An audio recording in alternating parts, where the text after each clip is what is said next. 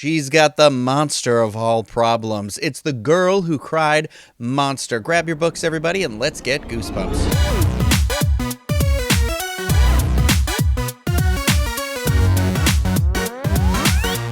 Hello, everybody. It's Ryno here, and I just wanted to say welcome back to Let's Get Goosebumps, the series where myself and anybody out there attempts to read all of the original Goosebumps books, the R.L. Stine classics. There are 62 of them. We are trying to read them all by December 31st, 2022 to celebrate the 30th anniversary of this belovedly spooky franchise. And like I said, today we are talking about Goosebumps number 8, The Girl Who Cried Monster.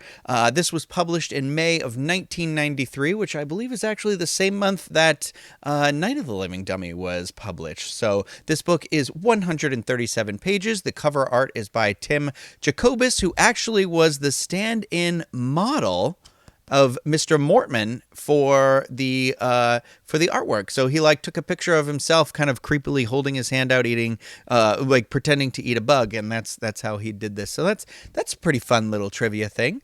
The cover tag on this book is what I read at the opening. It's "She's got the monster of all problems." And on the back here it says she's telling the truth, but no one believes her. Lucy likes to tell monster stories. She's told so many that her friends and family are sick of it. Then one day Lucy discovers a real live monster, the librarian in charge of the summer reading program. Too bad Lucy's told so many monster tales. Too bad no one believes a word she says. Too bad the monster knows who she is and is coming after her next. Reader beware, you're in for a scare. This one also has an episode of the television show from Fox Kids that will be a season 1, episode 4. It's currently on Netflix if you want to give that a watch. I'm going to talk about that at the end of this, but obviously, this book, the title, and kind of the whole premise is a play on The Boy Who Cried Wolf. And in the original manuscript for the novel, R.L. Stine had Mr. Morton eat children and not bugs. So it was Stine's editor that thought that concept was a little too gross for Goosebumps. So as a result, Stine changed the book so Mr. Morton just eats turtles, which honestly, I actually find a little bit more traumatic. He should have just eaten the children. With that said, let's dive right in here. We'll talk about the plot, and then at the end here, I'll give my overall thoughts. So our main character in this one is Lucy Dark, who lives in a town called Timberland Falls. The girl's favorite pastime is scaring her younger brother, Randy, who I believe is like 6. So normally the kids so far up to this point, I mean, we're only on book 8. Normally the kids are around the same age. So this is the first time that we got one that's like half the age, which is fun. So she tells these like really elaborate, like not just these pop out scary or ghost story things. It's exclusively these elaborate monster stories. So Lucy's obsessed with monsters. She's obsessed with making up stories. This is much to the exhaustion of her mother and father. So this story takes place during summer vacation, I believe, since they're doing a reading program. And Lucy it's actually, I believe it's called like the Reading Ranger program. I could have made that up and that just be from the TV show, but it takes place at the local library. And the local library is actually like in this old house that had been donated by a guy that they kind of describe as being like off the road and like kind of always in darkness or anything like that. But I remember the summer reading programs or library programs, I should say, not just reading programs, very fondly. It's actually the first place that I ever did theater was at for the local library. And Miss Polly, shout out, Carver, Massachusetts, wonderful lady who just, I don't know, I always have a sweet spot for librarians and everything that they do, because I know a lot of people think of them as just the shh people, but I had some amazing people I met at my local library. So Sorry, could you say that again? Siri wants to hear me repeat it. Jeez, she's so rude. But yeah, I really do miss that idea of going to a local library. There was just something about it. It's not the same here. Orlando has some like weird setup. I don't know. It's probably like this in other cities too, but it's like multiple libraries all over the city, which is good, I think. But none of them are like conveniently located, and none of them are. They're all very, very tiny. And so yeah, I don't know. It just doesn't have that same sort of like charm as a small town library, I feel like. So I just miss the Carver Public Library. That's all I'm going to say. So if anyone out there in Carver or in that realm of the world hears it, I just want to say thank you for everything that you did for me as a young child. And thank you, Grandma, if you ever see this, which I doubt you will, but thank you, Grandma, for always having me go and do the summer reading program. I was a very awkward, shy individual, and I don't, I just can't say thank you enough. I could go on and on, but we're talking about The Girl Who Cried Monster. I'm sorry. I feel like when we read a book and it triggers that nostalgia moment, we need to talk about it. So anyway, back to the story. So like any true 90s gal, Lucy has rollerblades, and that's how she gets to the library, where she meets the librarian, Mr. Mortman, who is this like balding man with glasses that always has wet hands. The description in the stories about this man leaving handprints everywhere made me like gag a little bit. The library, like I said, is described as sort of like this creepy old house that someone dedicated to the town, or something like when he passed. I think that's what it said in the book. And so Lucy meets with Mr. Mortman and lies, says she finished her weekly book. She did not. It was Huckleberry Finn. And she gets a new book, Frankenstein, of course. So when she leaves the library, Lucy realizes she's left her rollerblades behind. She runs back to the library, which is basically closed at this point, but the front door is left open. So she goes in to look for her blades and sees Mr. Mortman through the window of his office. He's sitting at his desk. He's got some turtles as pets, and he's got this like jar of flies, supposedly to feed them. And this is when it kind of takes that turn and gets weird, because without warning, Mr. Morton's head begins to like swell, his eyes bulge out and they turn black, and his mouth becomes a long row of sharp teeth, and he grows these claws, and Mr. Mortman has now become a monster. So I'm going to read the description here of his transformation. And from the hidden perch among the shelves. I don't know why I started reading it like that. From the hidden perch among the shelves, I watched him prepare to feed the turtles. But wait, something was wrong. My premonition was coming true. Something weird was happening. And as he struggled to unscrew the jar lid, Mr. Mortman's face began to change. His head floated up from his turtleneck and started to expand like a balloon being inflated. I uttered a silent gasp as I saw his tiny eyes poke out of his head. The eyes bulged bigger and bigger until they were as big as doorknobs. The light from the window grew even dimmer. This entire room was cast in heavy shadows. The entire room. I can't read today. The shadows swung and shifted. I couldn't see well at all. It was like I was watching everything through a dark fog.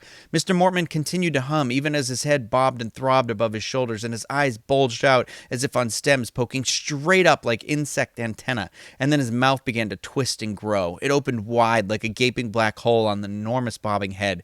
Mr. Mortman sang louder now, an eerie, frightening sound, more like animal howling than singing. He pulled off the lid of the jar and let it fall to the desk. It clanged loudly as it hit the desktop. I leaned forward, struggling to see. Squinting hard, I saw Mr. Mortman dip his fat hand into the jar. I could hear a loud buzzing from the jar. He pulled out a handful of flies. I could see his eyes bulge even wider. I could see the gaping black hole that was his mouth. He held his hand briefly over the turtle cage. I could see the flies, black dots all over his hand, in his palm, on his short, stubby fingers. I thought he was going to lower his hand to the aluminum pan. I thought he was going to feed the turtles, but instead, he jammed the flies into his own mouth. I shut my eyes and held my hand over my mouth to keep from puking or screaming. I held my breath, but my heart kept racing. The shadows lurched and jumped. The darkness seemed to float around me. I opened my eyes. He was eating another handful of flies, shoving them into his gaping mouth with his fingers, swallowing them whole. I wanted to shout. I wanted to run. Mr. Mortman, I realized, was a monster. So anyway, he proceeds to eat those flies from the jar. Horrified, Lucy's like, get out of here. She runs out of the library, but then she's like running down the street, and then that's when she remembers she still doesn't have her rollerblades. Like, come on, Lucy, get your stuff together. When Lucy tries to enter the library again, she finds that the door has been locked now. So Lucy attempts to tell her parents at home and her friend, I can't remember the friend's name. I didn't write it down. I think his friend... irrelevant, but I believe his name is Aaron. But she tries to tell them all that Mr. Mortman is a monster, but nobody believes her story because, of course, she's the girl who cried monster. So it's a week later now, And time for Lucy to have her meeting with Mr. Mortman about Frankenstein. She kind of does this like back and forth, sort of veiled conversation about monsters to see if he'll react to anything that she says at all. But he doesn't really, and he gives her Anne of Green Gables to read next. So she doesn't get what she wanted out of this exchange here. So Lucy decides she's now gonna try and hide in the library to be sure she saw what she saw and catch Mr. Mortman turning into a monster again. She finds a spot, waits a long time, and starts to doubt herself. And just as she does, boom, monster. And this time, it's extra nasty because Mr. Mortman doesn't just eat the flies. He eats a freaking turtle at this point. I was, like I said, traumatic. Way more traumatic than flies. I'm going to read it because I had to read it, and so now you have to hear it. And we're going to go to page 55 for this. He reached a hand into the pan and picked up one of the little green-shelled turtles. I could see the turtle's legs racing. Is he going to feed them some? Is he going to feed some flies to the turtles now? I wondered. Mr. Mortman held the turtle higher, studying it with his bulging, rolling eyes. He held it up to the sunlight. The turtle's legs continued to move. Then he popped the turtle into his mouth. I heard the crack of the shell as Mr. Mortman bit down. He chewed noisily, several times making a loud crunch with each chew. Then I saw him swallow once, twice, till he'd got it down. I'd seen enough. More than enough. Yeah. So, nasty. So this at this point, Lucy runs out of the library, and this time Mr. Mortman hears her. He hears someone. We don't know if he hears her or anything like that. But he just I didn't think it was her, that he knew it was her yet, but he did hear that somebody was in there. So Lucy's running home. She sees her friend Aaron. I was right. His name is Aaron, who she tries to tell the entire thing to. And of course, she's the girl who cried monster again. So he doesn't believe her. Also, I don't think I'd believe her either at this point. But when she gets home, Lucy also tries to convince Randy, her younger brother, remember, but he doesn't believe her either. Also, this part in the book, okay, very questionable because, Randy is home alone, and the parents went grocery shopping. He says, Randy's 6. Who leaves a 6-year-old home alone? While they're why didn't you just take him with you? I don't know. It feels weird to me. I definitely didn't get left home alone. I don't think until I was in 5th grade. I don't know. Maybe I'm just misremembering life differently, but 6 seems a little young to me. Anyway, I'm not a parent. I don't know. Suddenly, there's a knock on the door, and as Lucy is running down to open it up, she sees through the screen door that it's Mr. Mortman. He has her backpack, and he's returning it to her because she forgot it in the library. So tense. Very tense right now. And then this is when the parents roll in the car. Phew, he leaves. Lucy tries to get Aaron to go with her to the library so he can see Mr. Mortman transforming into a monster because, however, the day they they were supposed to go, Aaron fails to show up. Something to do with a dentist, orthodontist appointment, something to do with his teeth. And Lucy goes to the library alone, but this time she's got a camera with her. And I just want to say something right here. This Mr. Mortman, at least from my perspective while I'm reading it, seems very nice. And Lucy is way too obsessed with this guy at this point. I get it. He's turning into a monster, and I get it. She's a kid, and she's obsessed with trying to be right. But it's also he hasn't really done anything wrong. I don't know. It's for what I can tell, he's not really hurting anybody. And, I don't know. Isn't turtle stew a thing? Did I make that up, or is that just from Ninja Turtles or something? But anyway, people eat cows and chickens and stuff, and I'm not going to judge people for eating tiny little turtles. I mean, I don't want to see you do it or anything like that. I don't want to know that you're doing it or anything like that. I mean, it does make me really want to currently rethink my current eating habits of eating animals too, obviously, but that's for a more philosophical time than this moment, I guess. So anyway, she does her normal, usual stakeout here again to see the transformation. And then when she goes to snap the photo this time, this girl left the ding-dang flash on. So the monster chases Lucy through the library. She barely escapes. I'm not even sure if he's actually seen her yet or not. For sure, it's still a little more. She's convinced he has. But I don't think he actually knows it's her. So So that night she gets home. She convinces her parents to go eat at the mall where she can do the 1 hour photo. Remember all these things to develop her pictures, the good old days. So the photo develops, but Mr. Mortman isn't in it. He didn't show up in it. He didn't photograph. Apparently, this monster can't be photographed. So of course. This doesn't stop Lucy because she just wants to keep poking that bear. She's nearly been caught so many times at this point, so why not attempt fate just a little bit more? She gets Aaron to help her the next night, and they tail Mr. Mortman to his house. Also, that seems incredibly dangerous. Also, like, maybe don't like walk. I don't know. There's a lot of questionable things that kids do in these books, but that's okay. Lucy spies on Mr. Mortman through an open window while standing on a wheelbarrow, wanting to gain a better vantage point. Aaron looks for a ladder, and while he's distracted, Lucy watches Mr. Mortman eat fish, snails, and eels. Aaron doesn't see any of this, though. Mr. Mortman then sees Lucy, and Aaron bolts and runs for it. Lucy falls on the wheelbarrow. Mortman asks what Lucy is doing at his house, and Lucy is like, I'm not going to be able to continue the reading program, sir. And just thought you should know. He tries to get her to come inside, call her parents, and she refuses. This is where he's finally like, this girl knows. So she refuses to go inside and make the phone call. Smart. She runs away. This part was very The Lovely Bones for me, if anyone has ever read that book or seen the movie, I guess. The book's better than the movie, though. Lucy gets home. She tells her parents that she doesn't want to do the program anymore, and they're like, yeah, girl, you are still going to do this program. You're not quitting it. It's summer reading. So Lucy is forced to go to the library again, and when she arrives, no one is there. But then Mr. Mortman appears and locks the door behind her, telling her that he won't let her escape this time.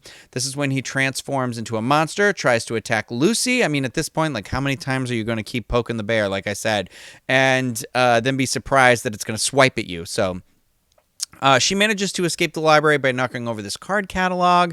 And this part also kind of made, even though he's trying to, like, get her this time, it did still for me like humanize Mr. Mortman because when she knocks over that card catalog, he sort of like freaks out and tries to pick them all up. I just want to read that part because I thought it was kind of interesting to have that character still be so devoted to him. So this is on page 129. The card catalog toppled over. Drawers came sliding out. Cards spilled at my feet, scattering over the floor. No! The monster hollowed. At first, I thought it was a victory cry, but then I realized it was an angry cry of protest. With a moan of horror, he stooped to the floor and began gathering up the cards. Staring in disbelief, I plunged past him, running frantically, my arms thrashing wildly at my sides. In that moment of terror, I remembered the one thing that librarians hate most: having cards from the card catalog spilled on the floor.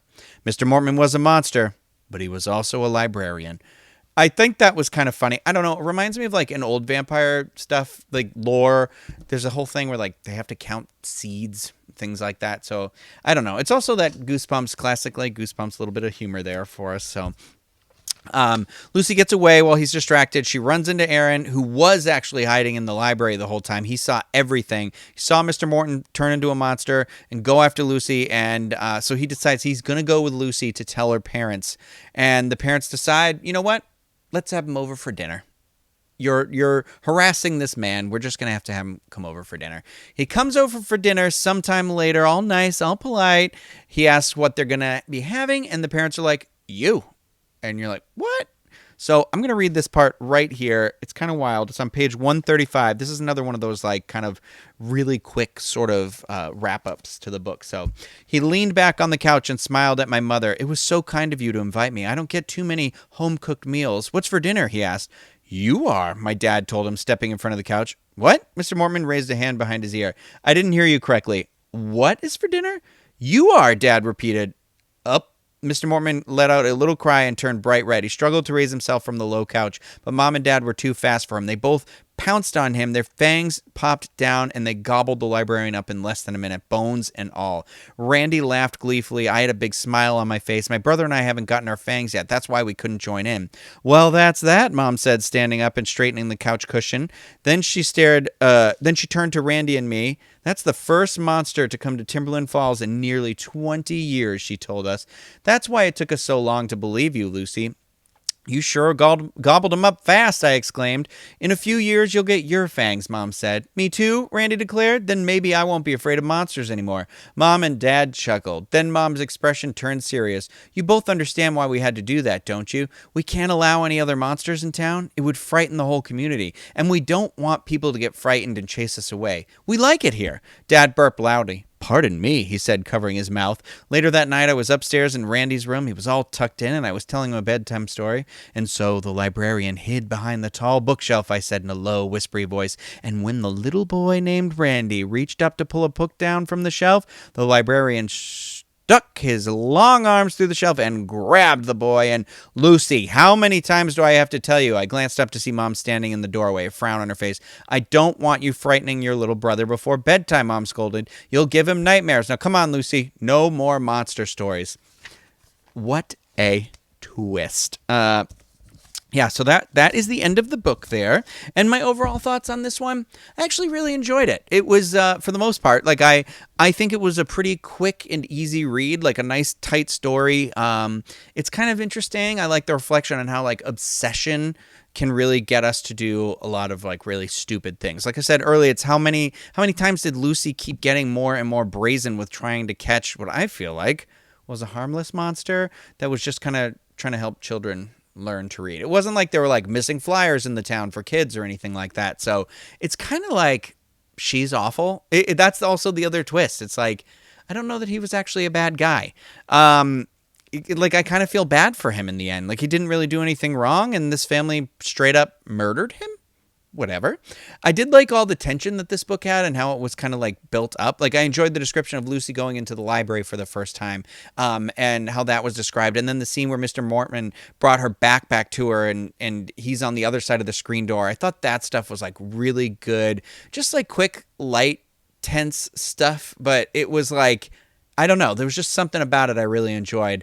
I knew there was going to be some like big major twist when I was reading this one, but because I sort of remembered that from this one when I was little. But I had no clue it was going to be the monster buffet thing.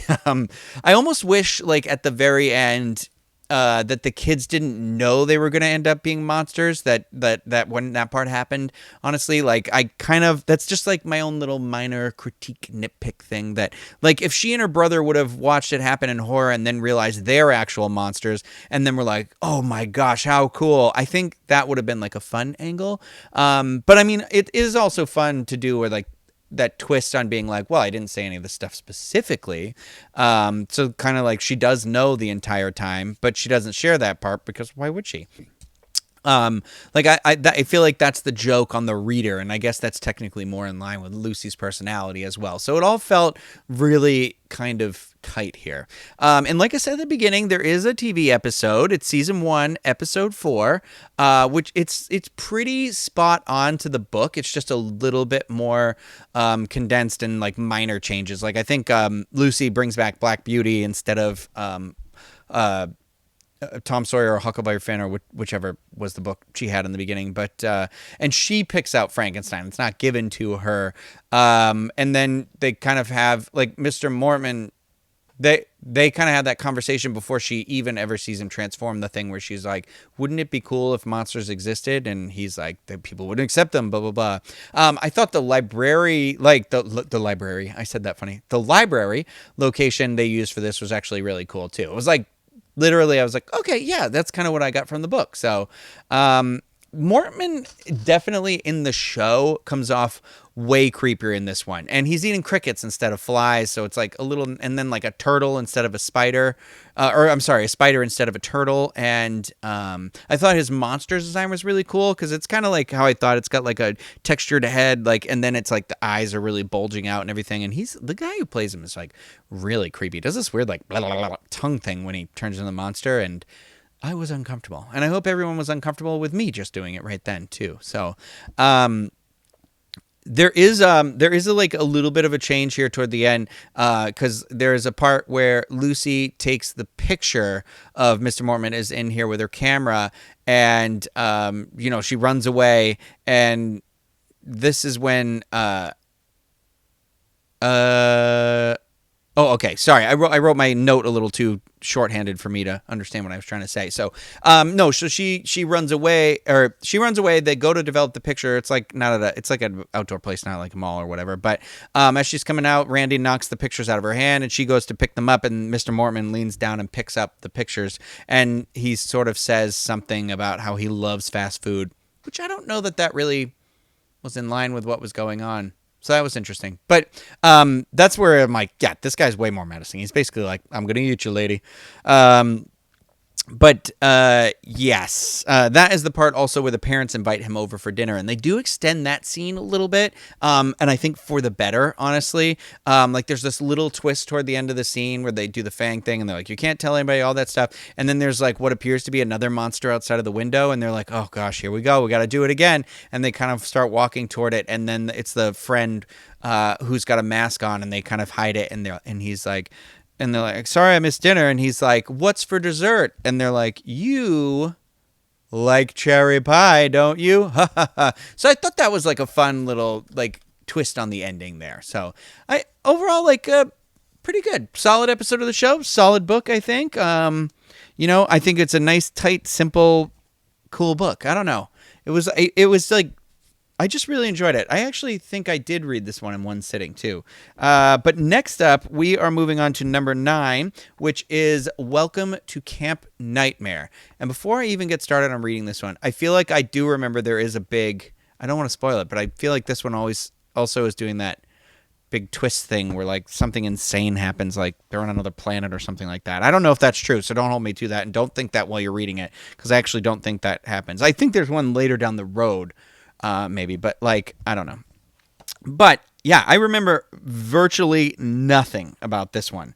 Other than just like the cover of the book. So I'm excited to read this one. I just wanted to tell everybody that I know that I feel like schedule-wise we're really far behind in terms of, at least I am, in terms of reading the books, but I'm hopefully got a couple of moments here and there where I'm going to be able to like quickly catch up and read them. I'm still confident we're going to get through it, but I don't want to stress about it right now. I just want to enjoy this reading journey with all of us. I'm very excited to get to some of the titles coming up, specifically The Haunted Mask.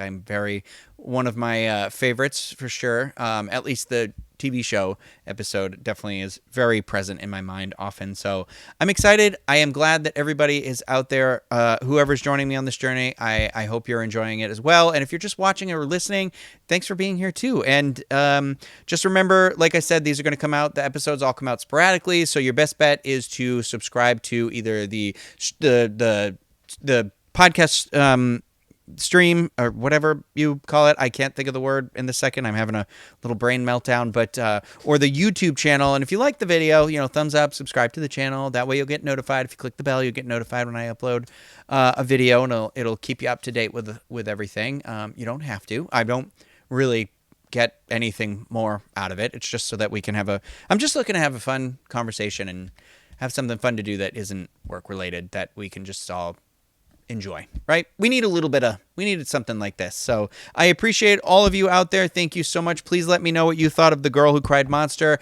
You can do that in the comments section if you are watching this video, or you can send me an email, letsgetgoosebumps@gmail.com. That is the name of the podcast, just without the exclamation point. So letsgetgoosebumps@gmail.com. I appreciate that. I appreciate feedback, any of those stuff, things you'd maybe like to see in the future, or things that I could change up about this. That would also constructive criticism. I enjoy it. But thank you, everybody, for joining me here, and stay creepy.